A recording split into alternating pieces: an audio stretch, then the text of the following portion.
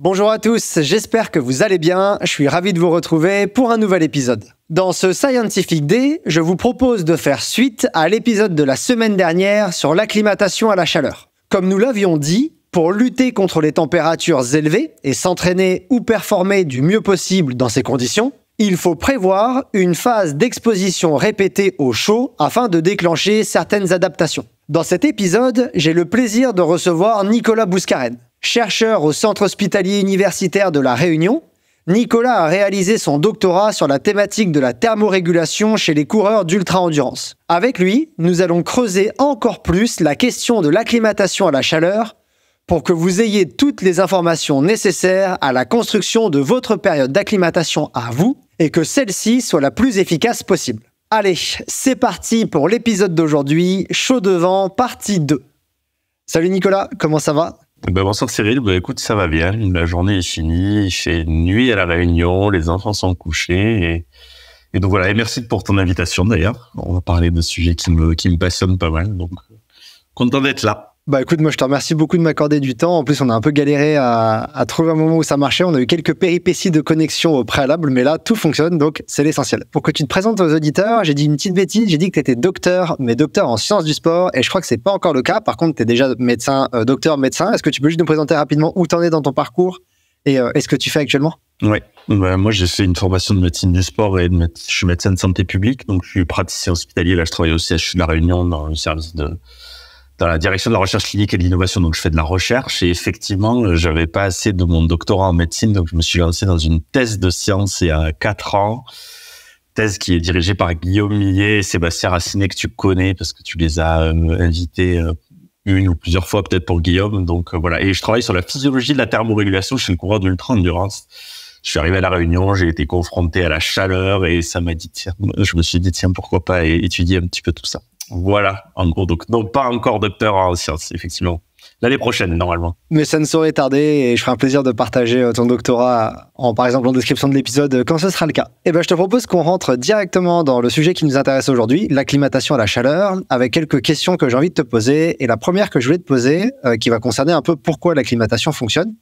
Dans les mécanismes que j'ai présentés dans la partie 1, il y en a un, moi, qui m'avait beaucoup surpris, qui concerne la quantité de transpiration, de sueur qu'on est capable d'évacuer, qui augmentait alors que j'avais pas conscience qu'elle était limitée. Ça veut dire qu'en fait, on a une limite de transpiration par heure, par jour, et qu'on peut la moduler en fonction, par exemple, de l'acclimatation. Est-ce que tu peux nous parler un peu de ça ? Ouais, je veux juste, avant de répondre à ta question, resituer un premier concept qui est assez important à préciser, c'est le concept de production de chaleur métabolique.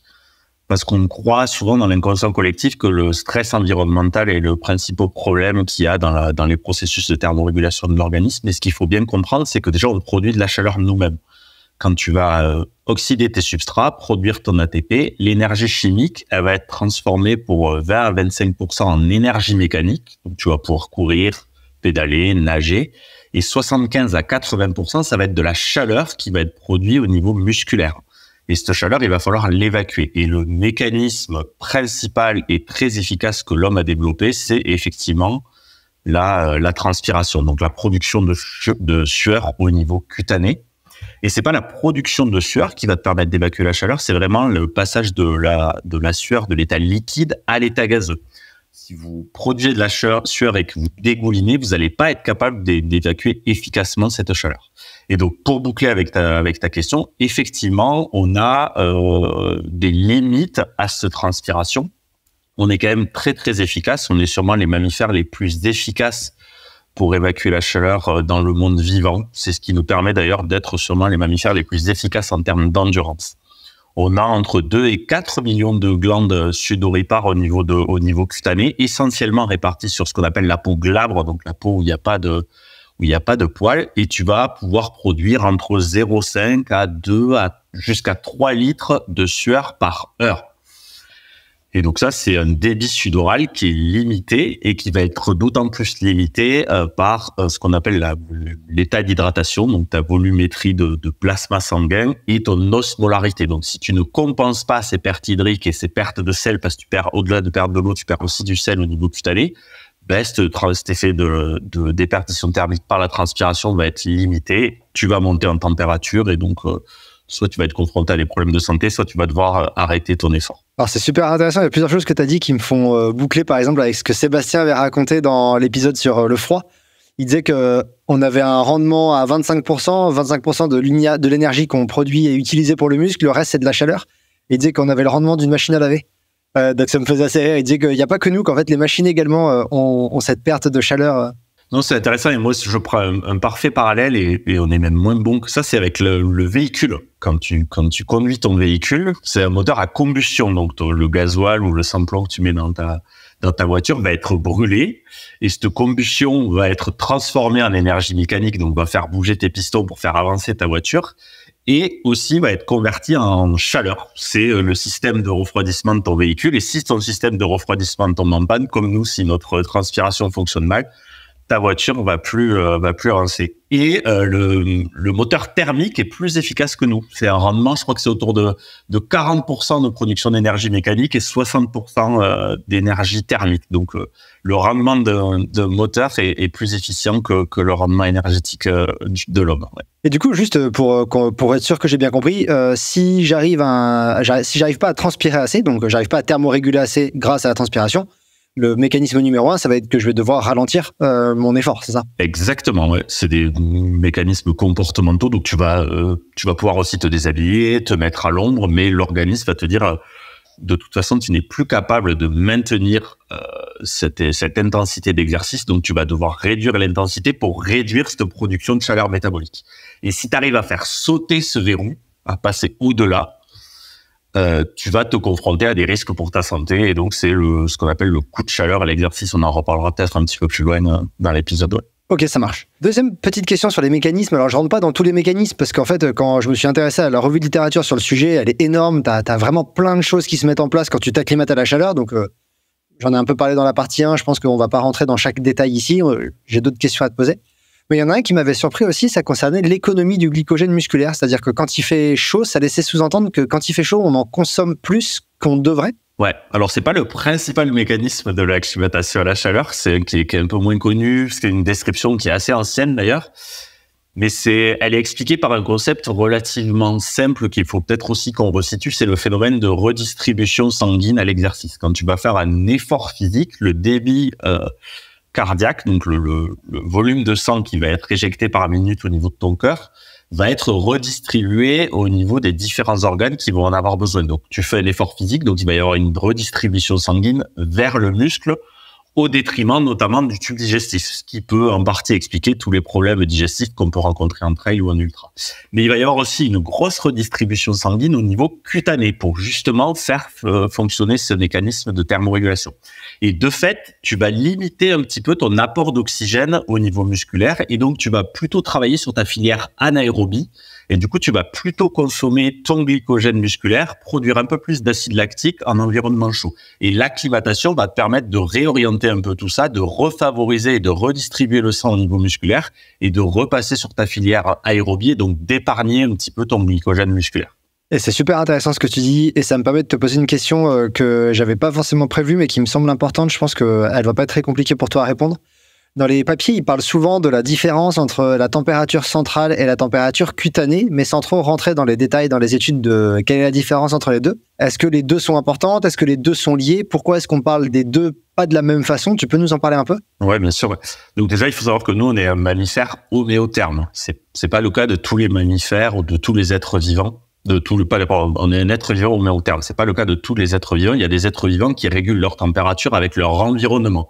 Un lézard, il va se mettre au soleil pour se réchauffer, il va se mettre à l'ombre pour se refroidir. Nous, pour avoir un fonctionnement optimal de notre machinerie cellulaire, il faut qu'on ait une température autour de 37 degrés 5, pardon. Et donc ça, c'est notre température centrale. Quand tu vas faire un exercice, il va y avoir une production de chaleur au niveau du muscle. Et donc, tu vas avoir un gradient qui va se créer entre ta température cutanée et ta température centrale. Et plus ce gradient va être élevé, plus le transfert d'énergie, donc l'évacuation de la chaleur du noyau, donc du centre de ton corps, donc du muscle, vers l'extérieur va être important, et plus tu vas avoir un processus efficace d'évacuation de la chaleur. Ouais. Ok, et du coup, la température cutanée, elle peut être un peu plus élevée, c'est ça, que la température centrale. Exactement, ouais. Et ça, c'est pas très grave. Il n'y a pas de limite ou quoi. Par contre, au niveau central, il y en a une. Oui, au niveau central, il y en a une. Alors, c'est un peu compliqué, mais selon la discipline que tu pratiques, on a déjà fait des mesures, notamment sur les athlètes d'endurance. Donc, je dis qu'il faut maintenir une homéothermie autour de 137,5 degrés. Dès que tu vas faire un exercice physique, dans tous les cas, tu vas monter à température centrale. Ça va monter à 38, 39. Chez les athlètes d'endurance de haut niveau, les marcheurs, les marathoniens sur les championnats du monde d'athlétisme à Doha, donc une étude qu'on avait fait avec Sébastien, justement, on a des températures centrales qui peuvent monter à 40, 41 degrés Celsius sans qu'il y ait a priori de problème. C'est-à-dire que c'est des gens qui vont finir leur course dans un état... qui vont finir leur course en bonne santé. Mais c'est des températures centrales qui peuvent être aussi pathologiques. Les coups de chaleur à l'exercice, le premier signe qu'on a, c'est une température centrale qui est au-dessus de 40 degrés 5, 41 degrés. Donc, c'est des températures qui flirtent avec la pathologie. Chez les trailers, je peux boucler avec une étude qu'on a fait sur la diagonale, vu que l'intensité de course est plus faible que sur un marathonien ou un coureur de 10 000, tu vas avoir une production de chaleur métabolique qui va être inférieure. Et finalement, les mesures de température centrale qu'on a effectuées chez les coureurs de la diagonale, on s'aperçoit qu'elles sont inférieures aux mesures qu'on peut avoir chez les coureurs de marathon. On est plutôt autour de 38, 39 degrés. On n'a aucun coureur sur les 80 qu'on avait monitoré qui passe au-dessus de 40 degrés. Alors qu'en course à pied d'endurance plus classique, c'est quelque chose qui est fréquemment observé, que ce soit en vélo ou en marathon. Ok. Je te propose qu'on resserre encore maintenant le sujet encore plus vers l'acclimatation. Et la première question que je voulais te poser sur l'acclimatation, c'était quand on parle d'acclimatation, donc on va parler en gros, dans les études, ils parlent de différence de performance entre quelqu'un qui est acclimaté et quelqu'un qui ne l'est pas. Est-ce qu'on parle de gains marginaux ou est-ce qu'on parle d'une vraie différence qui s'exprime en plusieurs pourcentages? Et si oui, à quel point est-ce que cette différence va être grande dans la performance entre quelqu'un d'acclimaté et quelqu'un de non acclimaté? Non, je pense qu'on peut vraiment parler il faut surtout pas parler de gains marginaux. Déjà, il y a quelque chose que tu vas pas trop aborder, mais qui pour moi est primordial parce que je suis médecin. Le premier gain et qui est très, très important de l'acclimatation à la chaleur, c'est la protection de sa santé. Je vais faire 3 minutes là-dessus. Le coup de chaleur à l'exercice, a priori, c'est la deuxième cause de mortalité chez le sportif. Et il y a même certains auteurs qui pensent que c'est la première cause de mortalité. Les arrêts cardiaques qu'on constate sur les stades, on pense qu'il y en a qui sont étiquetés à tort et que c'est plutôt des coups de chaleur à l'exercice parce que le stress métabolique et le stress environnemental, c'est un stress cardiaque aussi. Donc déjà, s'acclimater, c'est prévenir. Alors ça va pas te les éviter parce que quelqu'un d'acclimaté, il va pouvoir faire des coups de chaleur à l'exercice, mais ça va les prévenir, ça va les retarder, ça va les diminuer l'incidence de ces coups de chaleur à l'exercice. Donc déjà, sur ce point-là, c'est pas du tout un gain marginal. Et ensuite, sur la performance, alors tout dépend de ce qu'on parle. Tu as dû le voir un petit peu dans les études. Donc, qu'est-ce que c'est la performance? C'est une amélioration de ta VO2 max, c'est une amélioration de ton temps de maintien à l'exercice, c'est une amélioration sur les épreuves chronométrées, un maintien de puissance. Mais dans tous les cas, toutes les études ont montré, et peu importe finalement le facteur de performance que tu allais identifier, allait avoir un gain qui est en plusieurs unités de pourcentage. Donc, on parle d'amélioration de 5 à 10%, voire 15, même 20% parfois de diminution des performances chez les sujets non acclimatés, mais de fait, d'augmentation de performance chez les sujets acclimatés. Et ensuite, il y a plusieurs études qui ont montré, tu en as un petit peu parlé avec Sébastien, en fait, les contraintes environnementales liées à la performance, c'est comme une courbe en U. Tu as une espèce de range de température optimale. Alors, c'est toujours un petit peu surprenant quand on l'entend, mais en marathon, typiquement, on s'est aperçu qu'au-delà de 11 degrés, on avait une diminution des performances. Donc, c'est quand même une température relativement faible. L'optimal, on va dire, de fonctionnement, c'est entre 10 et 15 degrés.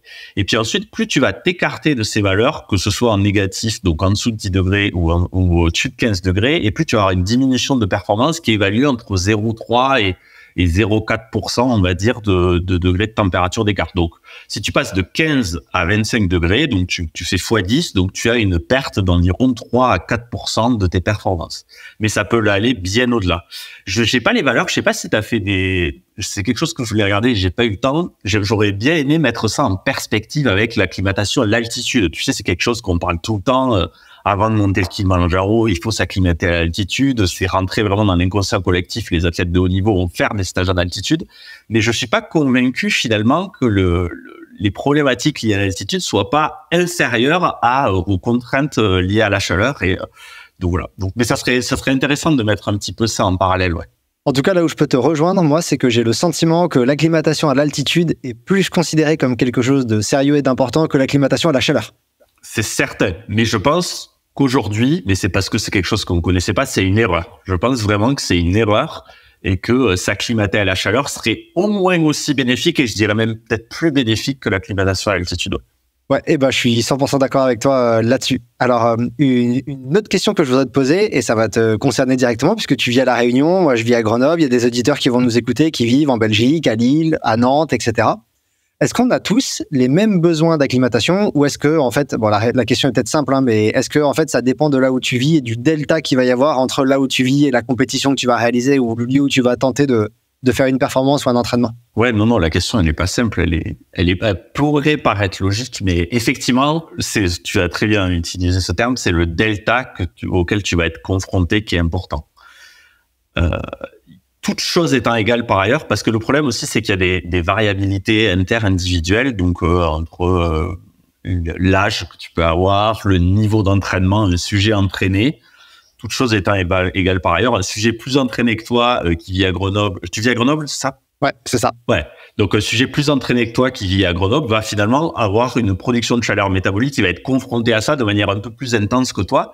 Donc, finalement, il va être un peu plus habitué que toi à évacuer cette chaleur. Donc, mais mettons que on prend deux sujets entraînés de la même manière, de même morphologie, même sexe. Le fait que moi, j'habite à La Réunion, je vais avoir un stress environnemental quotidien qui va être plus important. J'ai des températures moyennes qui sont plus importantes, j'ai une humidité relative qui est plus importante, et donc effectivement, je vais être habitué, en tout cas mon organisme va être habitué à avoir ce stress environnemental qui sera supérieur au tien, et donc de fait, tous les mécanismes d'adaptation liés à l'acclimatation vont être un peu plus développés que chez toi qui vis à Grenoble en milieu tempéré avec une hygrométrie qui est autour des 20, 30, 40%, mais c'est rarement plus. Donc oui, on a des efforts supplémentaires. Un Belge qui ne voit jamais le soleil et qui a une hygrométrie à 20%, s'il veut venir faire la diag, il va avoir un peu plus de difficultés que quelqu'un qui vit dans le sud-est de la France, par exemple, parce que quand il va arriver sur le sol réunionnais, le gap 20% d'humidité, 15 degrés en Belgique, est passé à 30 degrés, à 70-80% d'humidité, il va être monstrueux pour lui. Donc non, il y a des différences en effet, au-delà des différences inter-individuelles. Et il y a un point que tu soulèves, c'est que l'acclimatation de la chaleur ne concerne pas que les températures, mais également le degré d'humidité. Parce que, par exemple, à Grenoble, pendant l'été, on va facilement se taper des 35 régulièrement, 40 régulièrement, qui, en termes de température, va être égal à La Réunion. Mais par contre, le degré d'humidité va être très différent et il y a un besoin d'acclimatation pour ce point-là également. C'est bien ça que tu disais? Ouais. Alors ça, c'est un concept assez important et qu'on oublie même dans nos publications scientifiques. Et quand tu lis la littérature, on parle toujours de température. Et en fait, il y a deux principaux facteurs qui sont la température et l'humidité. L'humidité, pourquoi? Parce que je l'ai dit tout à l'heure, le principal mécanisme pour évacuer la chaleur, c'est le transfert d'eau de la peau au niveau de l'air ambiant. Et plus ton air va être saturé en humidité, plus ton air va être saturé en vapeur d'eau, et plus ce transfert va être inefficient. Tu vas transpirer parce que le corps va dire « Oh mon Dieu, il faut que j'évacue cette chaleur », mais tu vas dégouliner, c'est-à-dire que l'eau ne va pas s'évaporer. Donc l'humidité, c'est un facteur majeur à prendre en compte. Pour te prendre un petit exemple, j'ai regardé, donc les Américains, ils ont un indicateur qui s'appelle le Heat Index, donc l'index de température qui prend en compte cette variable humidité. Les Canadiens, c'est l'humidex. Pour une hygrométrie à 40% et une température à 30 degrés, si tu prends la même température et que tu prends une hygrométrie à 80%, donc tu passes de 40 à 80%, c'est comme si tu avais une température sèche, entre guillemets, à entre 38 et 40 degrés. Donc, c'est pas du tout la même contrainte pour l'organisme. Et il y a deux choses qu'on oublie aussi, mais là, qui sont un peu plus difficiles à prendre en compte. C'est le vent. Parce que quand tu es confronté à un flux d'air sur toi, ça tu le vois très bien, quand tu vas faire du vélo par 30 degrés, c'est pas du tout la même chose que quand tu t'imposes une session d'endurance de course à pied à 30 degrés. Le flux d'air et le flux de fluide sur ta surface cutanée va t'aider à thermoréguler. Donc c'est plus facile de faire un exercice physique en vélo par exemple, donc quand il y a du vent qu'en course à pied. Donc il y a ce flux d'air et il y a un autre truc, c'est le rayonnement solaire. Donc tu as un rayonnement électromagnétique qui va aussi créer une contrainte et qu'on ne prend pas forcément quand tu cours en plein désert. à température égale, c'est pas du tout la même chose qu'être en terrain ombrageux. Cette énergie électromagnétique va créer une contrainte supplémentaire sur ton organisme. Mais température, humidité en priorité, oui, à ne surtout pas oublier. Enfin, l'humidité, c'est majeur. Donc, je te rejoins complètement sur ta remarque. Première question qui va rentrer un peu dans comment est-ce que je m'acclimate. Demain, je veux commencer mon acclimatation, comment je fais. La littérature a l'air de s'accorder sur le fait qu'il faut compter en durée une période, parce que ça se fait pas en un jour ou deux, une période qui va durer entre 8 et 15 jours, je dirais à la louche, 10 et 15 jours. Première question, est-ce que toi, tu rejoins ces conclusions-là de durée ou est-ce que pour toi, il y a quelque chose à garder en tête par rapport à celle-ci? Alors, je rejoins complètement cette notion de durée, mais le premier truc quand même qu'il faut dire qui est très important quand tu regardes, même si j'ai bien compris que tu voulais pas trop qu'on rentre dans les mécanismes physiologiques d'adaptation qui sont multiples et où il y a des modifications de la sueur, des modifications du volume plasmatique, il y a des effets cardiovasculaires, tu vas diminuer ta fréquence cardiaque à intensité égale, tu vas diminuer ta température centrale, tu vas même diminuer ta perception de la chaleur, donc au niveau mental, même il y a des choses qui se passent.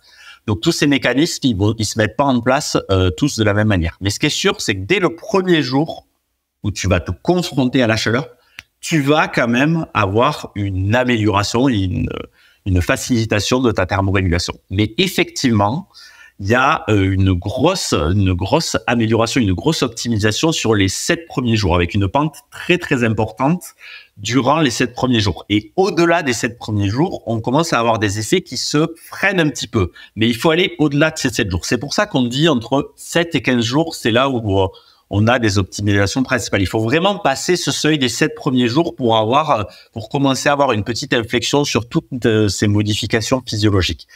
Et la performance, c'est vraiment la chose qui se maintient le plus longtemps. Et on peut voir que les effets de l'acclimatation sur la performance vont même jusqu'au-delà des 15 jours. Parce que finalement, c'est la somme de toutes ces adaptations physiologiques. Donc, il y en a qui vont se faire très tôt, mais il y en a qui vont se faire plus tardivement. Donc, de manière optimale, si tu peux, si tu as le temps, si tu as la possibilité financière, matérielle, effectivement, l'acclimatation optimale, c'est 15 jours. En dessous de 15 jours, t'es suboptimal et pour être le plus juste possible, c'est au moins 7 jours pour vraiment passer ce premier gap où t'as les plus grandes modifications physiologiques. Et du coup, quand on parle juste de la durée, on est d'accord que ça concernera autant la prévention pour la santé que pour la performance. Il n'y a pas de différence entre les deux là-dedans. Exactement. Non, il n'y a pas de différence entre les deux. Ouais. Et effectivement, tu fais bien de recentrer aussi sur la santé. C'est vraiment un message qu'il faut. C'est des choses sur lesquelles on va être de plus en plus confrontés. On va voir, là, les JO de Paris, cet été, potentiellement, il peut faire 40 degrés à Paris. J'ai regardé encore les stations météo d'il y a 2 ans. Il peut faire 40 degrés à Paris. Et donc, au-delà des performances, il y a des vrais risques pour la santé, pour les sportifs, pour les gens qui vont être sur site et qui vont regarder ça. Donc, c'est quelque chose pour lequel on va être de plus en plus confronté avec le contexte de réchauffement climatique anthropique global. Donc, la santé aussi, c'est vraiment quelque chose sur lequel il va falloir discuter de plus en plus là-dessus et prendre conscience, en tout cas, de ce problème. Ouais. Ouais, c'est quelque chose sur lequel je n'appuie pas assez et je compte bien corriger ça dans les épisodes à venir avec d'ailleurs peut-être un très gros projet orienté santé, petit spoiler pour les auditeurs, mais c'est balancé ici au bout de 20 minutes d'épisode. Est-ce que l'acclimatation a une limite, on va dire? Est-ce que ça a une limite supérieure? C'est-à-dire que des fois, on va avoir des canicules à 45 degrés la journée, par exemple à Grenoble, ça arrivait l'an dernier. Est-ce que si je suis acclimaté, je peux me dire non, ça va, je peux aller courir s'il fait 45 parce que je suis acclimaté, ou est-ce qu'il y a une limite quand même en termes de santé, là, plutôt, où il faut se dire, non, là, malgré tout, c'est pas une bonne idée? Ouais, alors il y a des limites, mais qui sont tellement variables en fonction de chaque individu que j'ai pas du tout envie de donner de règles. Mais par contre, il y a vraiment des seuils de température. Tu parlais de 40, 45 degrés, et justement, les heat index, et les humidex dont on a parlé dans l'épisode fixent ces seuils-là comme dangereux pour la santé. Et donc, finalement, même si tu es acclimaté, tu vas exposer ton organisme à des valeurs trop importantes et donc à un sur-risque trop important de coups de chaleur à l'exercice. Et c'est vraiment pas quelque chose à prendre à la légère. On l'a peut-être pas suffisamment dit dans l'épisode parce que c'est quelque chose qui est assez sournois. Tu vas pas forcément t'en rendre compte. C'est quelque chose qui va t'attraper. Je vais te raconter une histoire je vais pas le citer, mais il y a quelqu'un qui a couru la Mascareigne, donc c'est la course la plus petite sur les courses du Grand Raid, donc c'est 60 km et c'est, je sais plus, 3 ou 4 000 de D+. Et donc il raconte cette histoire, il lui reste 40 minutes, c'est la descente du Colorado pour arriver sur la redoute, et il se dit, il me reste 40 minutes, c'est une demi-temps de rugby, je vais envoyer ce que j'ai, il jouait le top 10, donc il était top 10 de la Diag. Et donc, Et il te raconte cette histoire où il dit, j'ai envoyé dans la descente. Et je me souviens d'un truc, c'est d'avoir pris mon t-shirt, parce qu'il faut passer la ligne d'arrivée avec le t-shirt de l'orga. D'avoir pris mon t-shirt, et là, j'ai blackout, et je me suis réveillé en réanimation. Donc, ce gars avait fait un coup de chaleur à l'exercice à 500 mètres du stade, donc il n'est pas rentré sur le stade de la Redoute. Et il n'a pas du tout senti venir. Il a juste switché son cerveau en mode, il me reste 40 minutes, j'y vais à fond, j'écoute pas forcément les signes d'alarme, qui sont d'ailleurs peu intense. Et donc, c'est quelque chose qui surprend. Donc, on peut pas se dire, je vais courir et dans tous les cas, je le sentirai venir. Non, ça peut vous attraper comme ça. Donc, c'est vraiment un truc important. Donc, non, 40, 45 degrés, il faut quand même préserver sa santé. Et ça sert pas à grand chose en plus d'aller s'exposer à des températures comme ça. On l'a dit, autant aller à intensité modérée dans des températures à 30, 35 degrés. Déjà, tu vas stimuler ta thermorégulation. Ça sert à rien d'aller au-delà. Il y a aucun intérêt à ça et c'est bien beaucoup plus dangereux qu'autre chose. Ça fait une réponse longue, désolé. Non, c'est super. Je complète, c'était important, je pense que tu as souligné. L'an dernier, j'ai fait un coup de chaud, moi, un petit coup de chaud moins grave que ton athlète. Mais en fait, j'étais parti à 5h du matin pour quelque chose de 65 bornes, donc j'ai pas senti la chaleur monter, sauf qu'il a fait 40 à Grenoble. Donc moi, j'étais en altitude.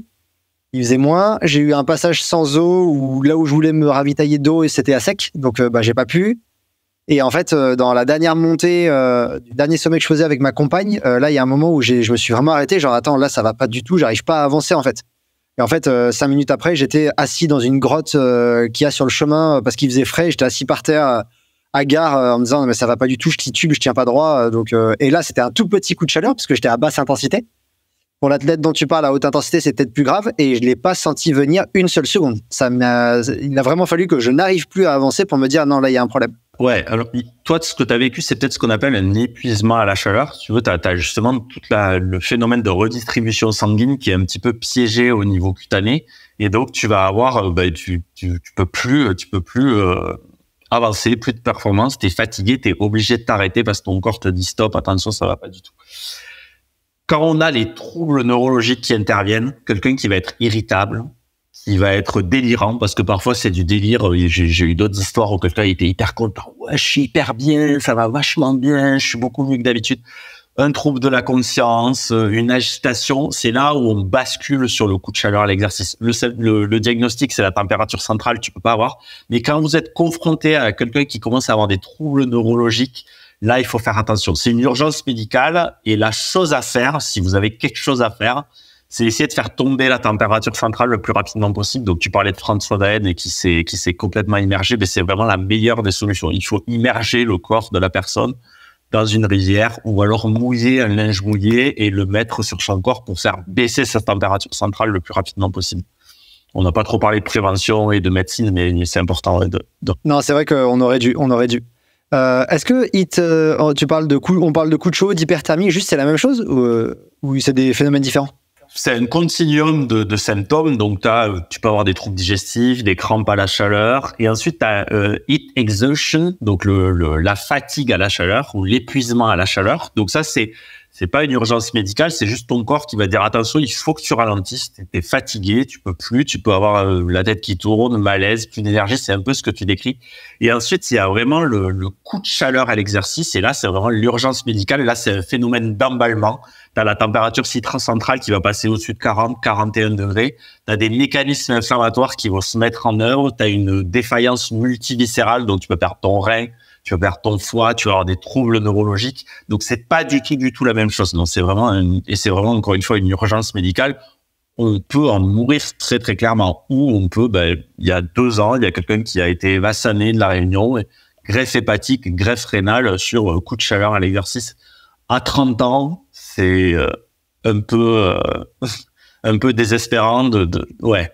Eh ben, écoute, merci pour cette parenthèse médicale que je verrai si je la conserve dans la partie Patreon ou si je la mets dans la partie générale parce que en fait, je pense que c'est super important. Donc, si jamais il y a des gens qui entendent cette partie dans la partie générale, c'est parce que finalement, j'ai décidé de la transférer entre les 2 portions. Et du coup, j'ai une question à te poser par rapport à la durée. Tu viens de dire que le top, ce serait de passer 7 jours. Je te donne un exemple qui est du coup très personnel, mais que je pense que d'autres personnes peuvent rencontrer.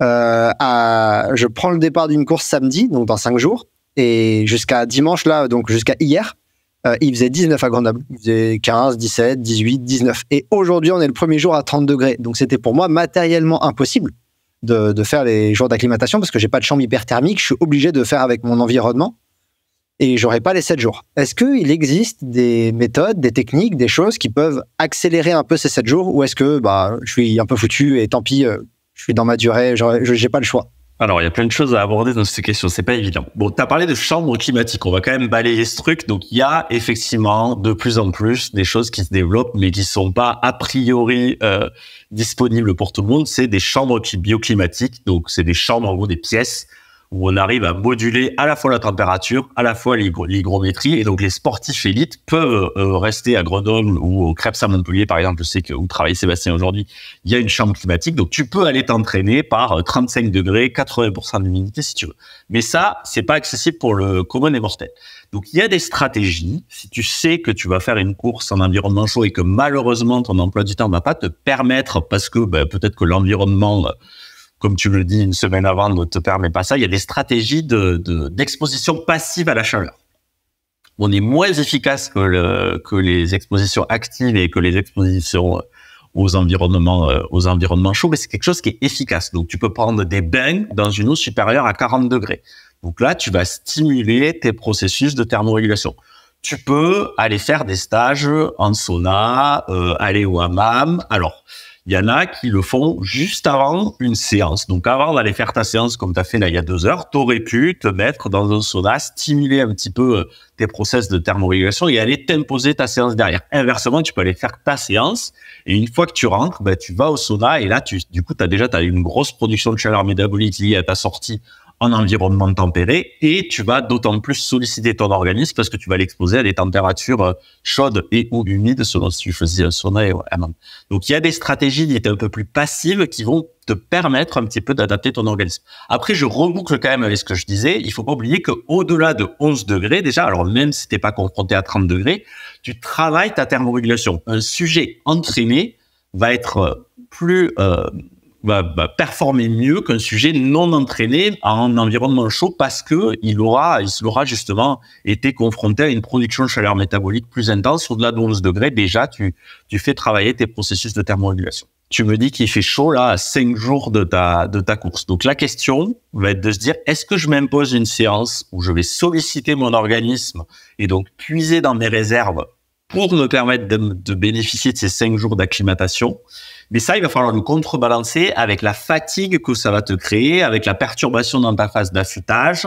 Voilà. Est-ce que la littérature n'est même pas capable vraiment de répondre? Est-ce que finalement, les gains que tu vas avoir sur l'amélioration de ta thermorégulation, je t'ai dit, ça peut être 10, 15, voire jusqu'à 20% d'amélioration de performance, sont pas peut-être un peu supérieurs avec la contrainte et donc la fatigue ou la perturbation de ta phase d'affûtage. Alors, je sais pas exactement quels sont les bénéfices d'une phase d'affûtage en termes de pourcentage sur l'amélioration des performances, mais c'est peut-être à ce niveau-là qu'il faut réfléchir et peut-être pas, il n'y a pas de réponse très noir ou blanc, mais peut-être se dire, tant pis, je vais un peu abîmer ou être délétère sur ma phase d'affûtage, mais j'ai quand même envie d'avoir des premiers bénéfices sur la thermorégulation. J'ai envie de stimuler un petit peu mon organisme de ce côté-là. Et ça, c'est pas facile. Et la littérature scientifique, malheureusement, ne répond pas très, très bien à cette question. Petite pause. Si ce Scientific Day vous plaît, je vous invite à aimer la vidéo, la commenter, la partager et vous abonner à ma chaîne en activant les notifications pour ne rater aucune de mes publications. Je vous invite aussi à rejoindre Courir Mieux sur ses autres réseaux comme Instagram et le podcast disponible sur toutes les plateformes d'écoute. Vous pouvez aussi vous rendre sur le site courirmieux.fr où vous retrouverez l'article associé à cet épisode et toutes les études scientifiques citées. Enfin, vous pouvez soutenir Courir Mieux et rejoindre sa communauté de passionnés de trail et de course à pied sur Patreon. Les différents abonnements proposés vous donnent accès à de nombreux avantages, à des contenus exclusifs et à la possibilité de poser vos questions à mes invités. Le lien vers les offres est dans la description. Allez, on retourne à l'épisode. Ouais, mais je suis assez d'accord avec toi sur le fait que tu peux essayer de trouver un petit équilibre entre les deux en disant j'en profite quand même parce que tu vois, l'affûtage, on parle de pourcentage un peu plus bas, si effectivement les tailles d'effet sont plus hautes pour la thermorégulation. Ça peut valoir le coup de trouver un petit équilibre entre les deux en disant ma séance, au lieu de faire 40 minutes, elle va peut-être faire 1h, 1h10, mais je vais chercher un peu plus de chaleur parce que, ou alors je la fais, mais je fais la même durée, mais quand il fait vraiment très chaud, je vais être vraiment fatigué, mais je vais bénéficier de ça. Donc voilà, trouver un équilibre dans la balance. Non, c'est peut-être un truc quand même qu'il faut aussi dire, c'est que, mais par exemple, à La Réunion, je pense que c'est pas assez présent ça. c'est qu'il faut, quand vous allez courir, l'environnement, mine de rien, ça crée un stress sur votre organisme. Et des performances à 25 degrés, c'est pas du tout la même chose que des performances à 30 degrés. Donc, il y a des gens qui vont aller s'entraîner à La Réunion en saison froide et ils vont refaire la même chose en saison chaude et ils vont se dire, mais mon Dieu, j'ai les performances qui sont diminuées. Mais c'est un stress qui est hyper important, ça crée de la fatigue, ça peut créer du surentraînement, donc il faut être relativement aussi conscient de ça. Un entraînement en environnement chaud, c'est quelque chose qui vous sollicite beaucoup plus qu'un entraînement en environnement tempéré. Donc ça crée plus de fatigue et c'est quelque chose qui est à prendre en compte dans vos plans d'entraînement. En tout cas, qu'il va falloir de plus en plus prendre en compte parce que je pense qu'on le considère pas suffisamment. Ou alors on regarde sa montre, on se dit purée, j'ai le cardio qui est 10 battements de plus haut aujourd'hui, ça va pas du tout, je me sens pas bien. Non. C'est normal, c'est un stress cardiaque, le stress environnemental, donc c'est normal d'avoir un cardio plus haut à une intensité habituelle, on va dire. Ouais, sur la séance que tu as citée que j'ai fait il y a 2 heures, là, je suis juste allé faire un footing de 1h15, un truc comme ça, et mon cardio était plus haut que d'habitude à une intensité que je trouvais relativement basse, donc c'est exactement ce que tu dis. Première exposition à 30 degrés, le cardio monte. Est-ce que tu penses que le fait de porter, par exemple, est-ce que sur ma séance, là, je suis allé en t-shirt, est-ce qu'une stratégie de mettre un manche longue, par exemple, ça aurait été un truc intelligent, ou là, on passe dans quelque chose qui est peut-être un peu risqué, ou qu'est-ce que t'en penses? Risqué, je pense pas. Tu vas créer un stress parce qu'on sait que les textiles, et tout textile d'ailleurs, alors il y a une belle étude où ils se sont amusés à comparer les textiles techniques, les t-shirts en coton. Il y a même, alors j'ai même découvert des trucs, je sais pas si ça existe encore. Il y a des textiles où il y a des petits picots de métal à l'arrière du dos qui permettent de favoriser, a priori, la théorie, le transfert thermique. Bon. Force est de constater que peu importe le textile, finalement, il n'y a pas de gros avantages sur la thermorégulation. Mais par contre, c'est sûr que ça te crée une contrainte. Ça te crée une contrainte, t'es moins efficace en termes de sudation. Donc oui, le fait de porter des textiles va stimuler tes processus de thermorégulation. Après, la question que je me pose, c'est dans quelle mesure finalement? Est-ce que c'est vraiment très efficace et est-ce que c'est une bonne manière de procéder? En tout cas, je pense que je préfère la confrontation à la chaleur passive, donc faire une séance dans une pièce. Tu vois, c'est pareil quand tu vas en salle, par exemple, tu sens aussi que le fait qu'il n'y ait pas d'air et tout, tu sens qu'il y a une stimulation de ta thermorégulation, en tout cas une sensation de chaleur qui est plus importante. Le fait de t'exposer à des belles choses, je pense que c'est peut-être une réflexion un peu plus en tout cas qui semble plus avéré dans la littérature scientifique. Ouais. Donc je suis pas hyper convaincu de se couvrir de textile. Ouais, ça marche. Le mois de juillet est dédié à la régulation de la chaleur et l'épisode suivant, ce sera sur toutes les techniques que j'ai appelées aiguës. Donc par exemple le port de textile, les boissons, des choses comme ça avec Florence Riera que tu connais peut-être de nom qui interviendra là-dessus. Donc on aura cet échange parce qu'elle aura exactement... Okay. Non, mais peut-être qu'elle aura exactement les mêmes conclusions que toi. En tout cas, mais elle, c'est un peu différent parce que c'est plutôt comment je peux lutter avec un textile et pas comment je peux me surexposer avec un textile. Il y a un point qui, pour moi, était pas très clair et pour moi, super important à comprendre dans l'acclimatation, dans la phase d'acclimatation. Si on a bien compris la durée avec ce que tu nous as expliqué, ça va concerner l'intensité qu'on peut y mettre. Et j'ai l'impression qu'il y a un peu des messages qui vont un peu dans tous les sens là-dessus. Avec des personnes qui parlent donc les 3 techniques, l'isothermal, l'intensité contrôlée, aux sensations. Est-ce que toi tu peux nous parler un petit peu de ça? Et j'ai 2-3 questions après qui... Alors effectivement, il y a plusieurs stratégies qui sont présentées. Donc l'isothermal, c'est la moins simple, mais ça dit ce que ça dit isothermique, c'est-à-dire tu essaies de maintenir ta température centrale à une valeur fixée. Donc par exemple, tu te dis je vais aller m'entraîner et je vais maintenir ma température centrale à 38,5 degrés. Donc, à une température relativement élevée. Sauf que ça, aujourd'hui, je sais pas toi, mais moi, je suis pas capable de le faire. Je suis pas capable. Alors, je suis capable parce qu'il y a des dispositifs qui existent, qui sont des cellules qu'on utilise plutôt en sciences du sport. C'est des petites capsules qu'on peut ingérer, en fait, qui ont la taille d'un Doliprane et qui sont en gros des thermomètres centraux et qui peuvent communiquer avec des montres. Donc, je pense que les athlètes élites, il y en a certains qui utilisent ce dispositif. Donc voilà, donc la technique isothermale, elle est effectivement décrite, mais au-delà du laboratoire, elle est un petit peu dure à appliquer. Ensuite, tu as la technique dite à allure ou à intensité constante. Donc tu te dis, je vais plutôt aller m'exposer à la chaleur et courir à une intensité constante. Le souci de ça, moi je suis pas hyper partisan de cette technique parce que tu vas être de moins en moins efficace, si tu veux. Donc ça va être, en gros, ça va être mettons, on va faire une sortie à 12 à l'heure sur 1 heure. Plus tu vas t'exposer à la chaleur et plus ça va être simple finalement de courir à 12 à l'heure parce que tu vas avoir tous ces mécanismes d'adaptation qui vont entrer en jeu et ça va être de plus en plus efficace. tu vas être de plus en plus efficace. Donc, de fait, ton intensité et ta difficulté de séance va diminuer avec le temps. Donc, c'est en ça que, intellectuellement, je suis pas convaincu. Alors, ça marche, parce que c'est quelque chose qui a été décrit, ça fonctionne, mais je suis pas convaincu que ce soit la meilleure des stratégies. Et je trouve que fixer, donc t'en as pas parlé, mais se baser sur la fréquence cardiaque, qui est en quelque sorte un reflet de ta température centrale, ce serait peut-être la meilleure des stratégies. Donc, t'essaies de fixer une intensité en termes de fréquence cardiaque, donc te fixer à 75%, à 65% par exemple de ta fréquence cardiaque maximale. Et donc là, de fait, tu vas avoir une sollicitation qui va être tout en cohérence avec tes adaptations physiologiques et donc voilà. Non, et ensuite, c'est ça aussi, il y a la question, est-ce que je dois aller m'exposer à la chaleur à intensité faible ou à intensité modérée, ou inversement, pourquoi pas charbonner, aller m'instaurer des séances de fractionnés avec des hautes intensités. Donc ça, c'est pareil. La littérature scientifique, elle est pas très claire sur le sujet. A priori, t'es plus efficace quand tu vas à haute intensité. Ce qui paraît relativement logique. Tu as une production de chaleur métabolique intense, donc de fait, tu vas de plus en plus stimuler ta thermorégulation. Le souci de ça, et par contre, ça a été clairement démontré, c'est que, tu majores ta fatigue, et voire tu t'exposes au surentraînement. Et un autre truc qui est pas mentionné dans les publis, et ça, je trouve ça un peu dramatique, et ça boucle un peu avec ce qu'on disait, c'est que moi, je pense que tu t'exposes aussi à un surrisque pour ta santé. Je ne pense pas que ce soit très bon pour l'athlète d'aller s'exposer à des hautes intensités en environnement chaud, et là, on peut craindre un coup de chaleur à l'exercice.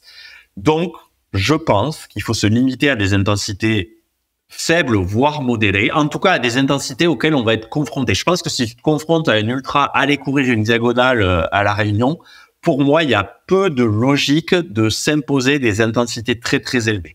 Autant aller s'entraîner à des intensités à laquelle tu vas courir la diag en environnement chaud et ça sera tout aussi efficace, sans risque pour ta santé, sans risque de surentraînement, parce qu'encore une fois, ça va te fatiguer forcément.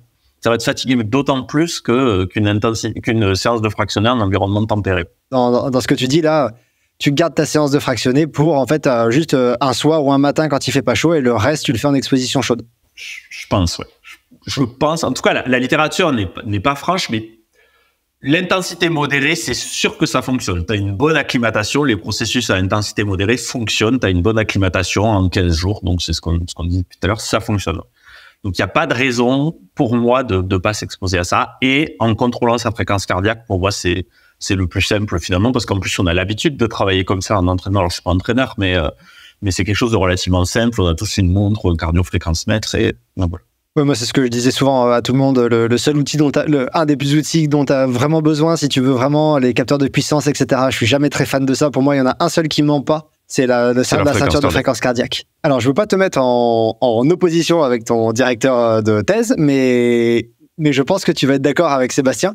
Dans sa revue de littérature de 2015, Sébastien il disait que pour lui, un exemple dans une phase d'acclimatation, ce que tu peux faire, c'est garder ton plan d'entraînement comme tu l'aurais fait en température normale, avec des intensités cibles. Donc, si tu as une séance base aérobie, par exemple, tu cibles toujours de la base aérobie. Si tu as de l'intensité, tu cibles toujours de l'intensité. Mais par contre, il faut accepter que ton allure va peut-être diminuer parce que tu vas monter en cardio. Donc, tu cibles les mêmes fréquences cardiaques. Par contre, tu acceptes de moduler ton intensité. Est-ce que ça rejoint, tu es plutôt d'accord avec ça? Ou tu penses qu'il y a à modérer le message? Non, je suis complètement d'accord avec ça. En fait, j'ai pas grand-chose à rajouter. Tu as très bien dit les choses. La seule question que je me pose, mais personne ne répond à ça, mais je suis pas entraîneur, encore une fois, donc j'ai pas de grosse base là-dessus, mais est-ce qu'on pourrait pas réfléchir à des programmes d'acclimatation à la chaleur qui soient un peu calqués sur ce qu'on fait sur les performances, c'est-à-dire une phase de préparation générale, une phase de préparation un peu plus spécifique et pourquoi pas une phase d'affûtage. Tu vois, l'idée, ce serait de dire, est-ce qu'on pourrait pas un peu retranscrire les connaissances qu'on a en entraînement sur la thermorégulation? Donc, qu'est-ce que ça veut dire faire une préparation générale en thermorégulation? J'en sais rien. C'est peut-être se confronter de manière un peu passive à des bains chauds, à du sauna, donc quelque chose d'un peu light. Puis, une phase de préparation spécifique, là, je vais aller m'imposer une séance d'endurance fondamentale entre midi et 2, où il fait le plus chaud. Et ensuite, qu'est-ce que ça veut dire la phase d'affûtage au niveau de la thermorégulation? Donc là, voilà.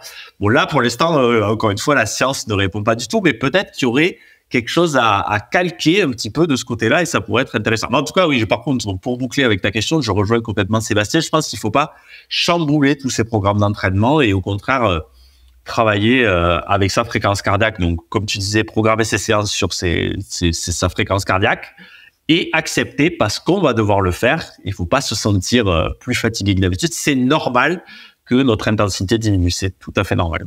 Il y a une part de ta réponse que j'adore parce que pour le coup, il y a la méta-analyse de Sébastien qui date d'il y a quelques années où il s'est intéressé ils appellent ça le decay, donc à combien de temps ça dure dans le temps, l'acclimatation à la chaleur. Et qu'est-ce qui se passe quand tu ressollicites, un peu comme un affûtage.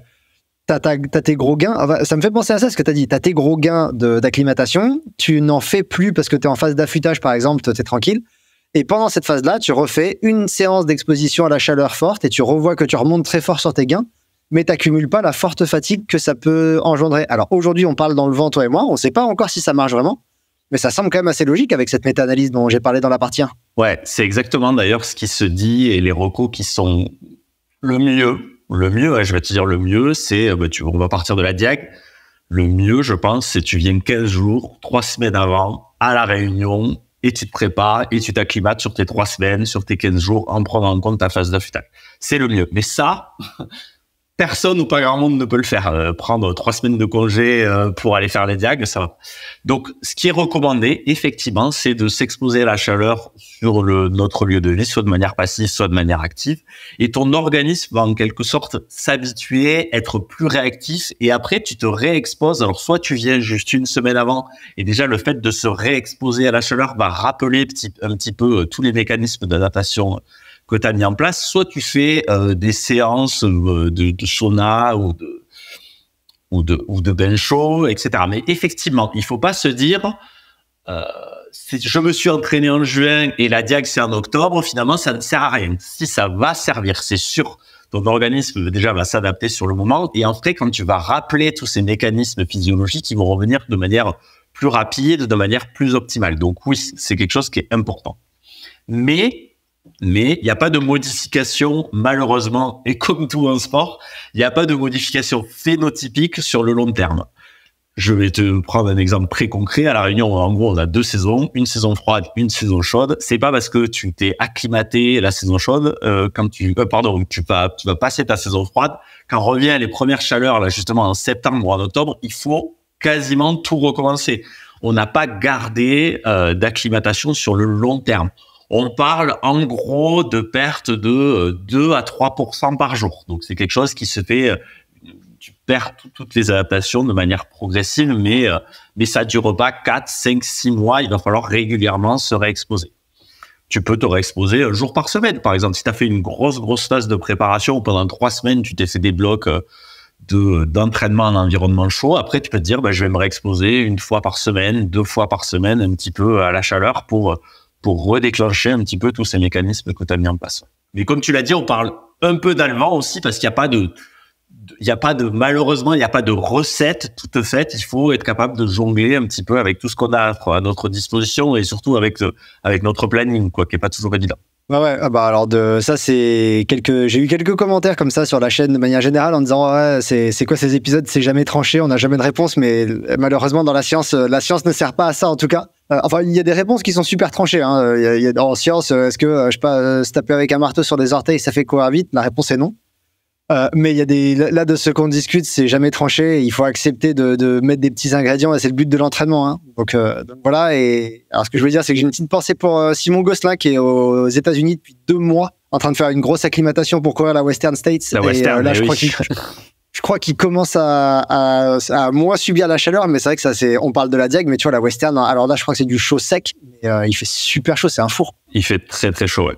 Il y a Cathy Scheid, je crois, c'est pareil, qui est exactement dans la même démarche et qui est en train de et il y a l'acclimatation à l'altitude pour la hard rock, c'est pareil, je crois que c'est, je sais pas qui c'est, Camille Bruyat, peut-être, qui est là-bas ou qui va préparer la hard rock, mais peut-être je mélange. Mais en fait, Non, c'est exactement ça. Cathy Scheid et Simon sont là-bas et Camille, elle part demain, si je dis pas de bêtises, pour s'acclimater à la hard rock. Donc, non, juste, tu disais des choses pas sûres. Il y a 2 choses qui sont sûres, c'est que l'acclimatation améliore les performances et pas de manière marginale, comme on a pu le dire, et protège la santé. Ça, c'est sûr et certain. C'est pas à discuter et c'est quelque chose qui devrait être majeur. Et si vous avez une course en environnement chaud, il faut vous préparer. Ça sera des gains très, très importants. Donc, voilà. Après, la recette, oui, elle est pas complètement carrée, mais il faut s'y confronter régulièrement. Écoute, je suis 100% d'accord avec ce que tu viens de dire. J'ai 2, 3 toutes petites questions qui, je pense, méritent des réponses courtes. Si jamais ça l'est pas, j'en squeezerai, mais je pense que ça va être des réponses qui sont relativement faciles. Non, mais aucun souci, c'est parce que tu as des choses à dire. Mais voilà, je pense que c'est des choses qui sont assez simples à répondre. La première, c'était, est-ce qu'il y a des différences dans l'acclimatation entre les hommes et les femmes? A priori, non.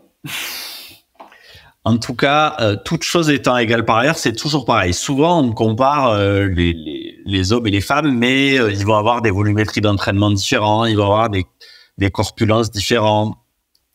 Donc, on sait qu'il y a, en termes de thermorégulation, on sait qu'il y a une température centrale qui peut être un petit peu différente entre les hommes et les femmes, notamment à cause du cycle menstruel chez les femmes. On sait aussi qu'il y a un débit sudoral qui, a priori, est légèrement moindre chez les femmes. Mais finalement, en termes de thermorégulation pure et dure, on s'aperçoit qu'il n'y a vraiment pas de différence de capacité de thermorégulation et d'évacuation de la chaleur.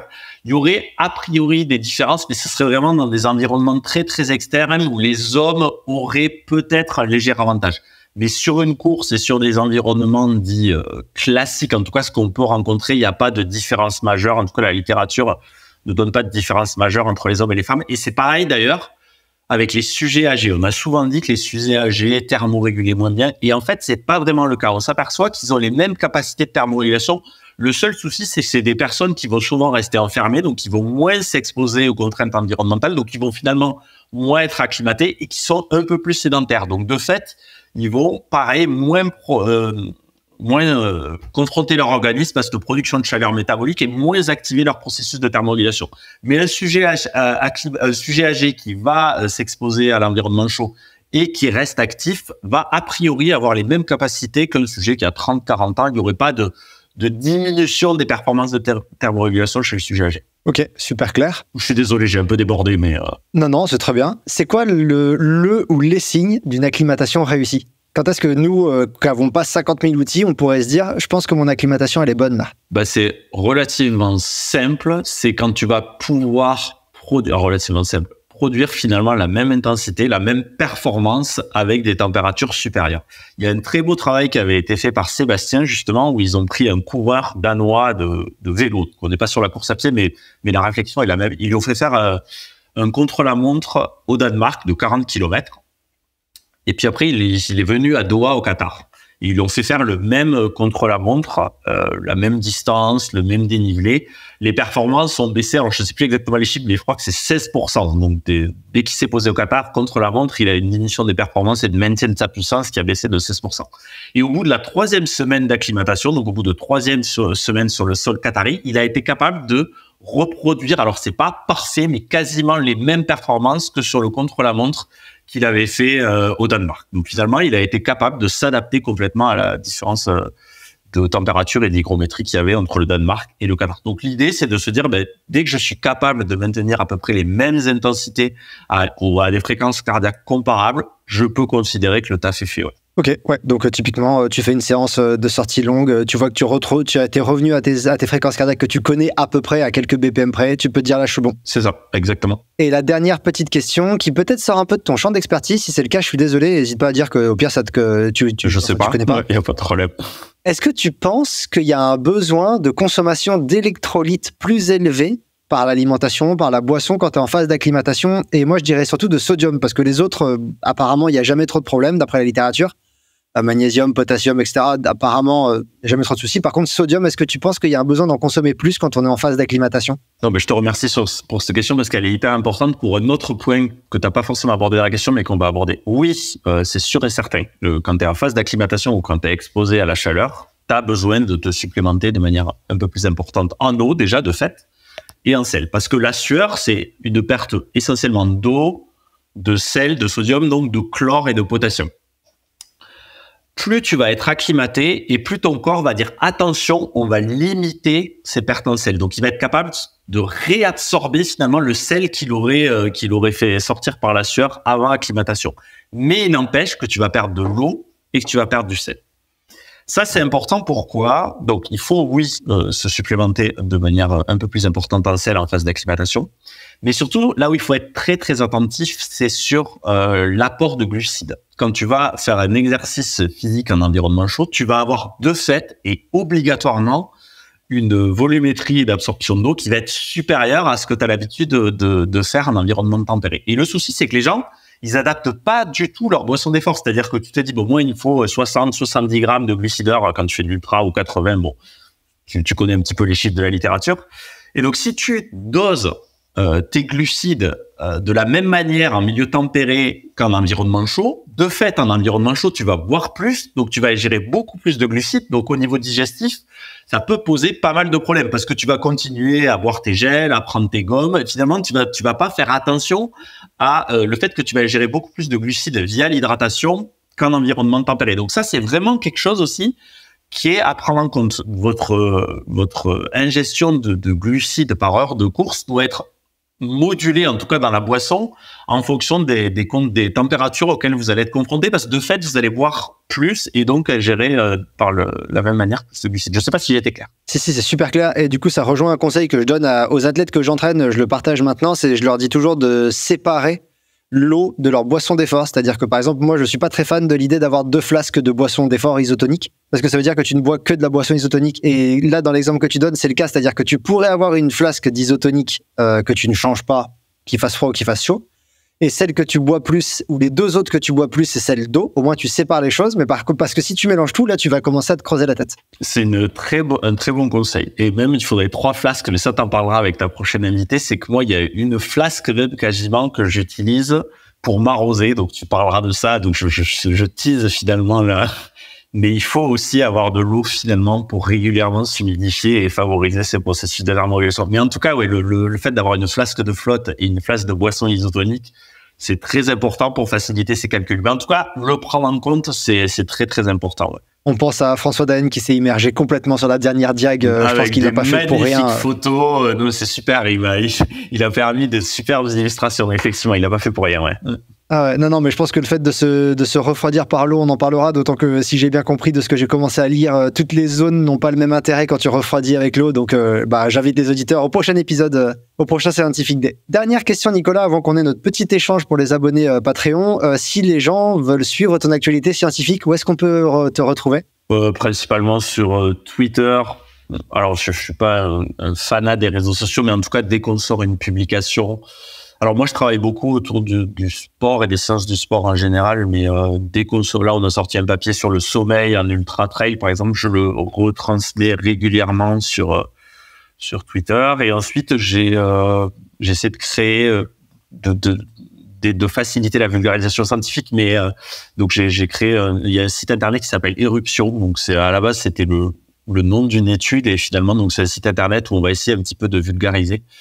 Voilà. Et j'en profite du coup pour faire et c'est pas du tout de la flagornerie excessive, mais je trouve que tu fais un super travail de ce côté-là. Il y a un vrai travail de revue de la littérature et j'aime beaucoup ton podcast. Je te connaissais pas avant que tu m'aies contacté et encore une fois, c'est pas pour te jeter des fleurs, mais je trouve que tu fais un vrai travail d'une très très bonne vulgarisation et tous les conseils qui sont donnés, en tout cas dans les quelques podcasts que j'ai pu écouter, sont vraiment de très très bonne qualité. En tout cas, ils reflètent parfaitement les données de la science et donc moi, je dois te féliciter pour ça parce que parfois les podcasts, c'est plus un petit peu de la discussion et de l'avis d'experts. Et toi, tu as vraiment à cœur de te reposer sur la science et je trouve ça vraiment très, très intéressant. Et tu le fais de manière habile en plus, parce que c'est relativement compréhensible. Donc voilà, bravo pour ça. Écoute, je te remercie beaucoup pour ce petit compliment. J'essaye de trouver la frontière entre évidence et opinion et d'équilibrer entre ces deux-là et que ce soit clair quand c'est l'un et quand c'est l'autre. Nicolas, je mettrai les liens vers ton Twitter en description de cet épisode. On va avoir un petit moment d'échange, toi et moi, réservé aux abonnés Patreon. Mais déjà, pour tous les gens qui nous ont écoutés jusqu'ici, je te remercie énormément pour tes réponses qui sont super claires et peut-être à une prochaine pour une autre thématique. Merci. Au revoir. Voilà, c'est tout pour ce Scientific Day dédié à l'acclimatation à la chaleur. J'espère que son contenu vous a plu et vous a permis de tout savoir sur comment gérer cette période de l'entraînement. Je suis ravi d'avoir pu recevoir Nicolas dans cet épisode. Il est actuellement une des personnes les plus expertes sur le sujet et j'ai pris beaucoup de plaisir à l'écouter décortiquer ce dernier qui lui tient tant à cœur. Ses réponses sont précieuses et m'ont beaucoup appris. Je suis sûr qu'il en est de même pour vous. N'hésitez pas à suivre son actualité scientifique sur ses différents réseaux. Les liens sont dans la description. Et restez attentifs aux prochains épisodes, car la thématique de la chaleur se poursuit dans les Scientific Days à venir. Si l'acclimatation est le premier moyen de lutter contre les températures élevées, il y en a d'autres que j'ai hâte de vous présenter. À très bientôt pour un nouvel épisode, et n'oubliez pas que selon Edwards Deming, sans donner à l'appui, nous ne sommes qu'une personne de plus avec une opinion.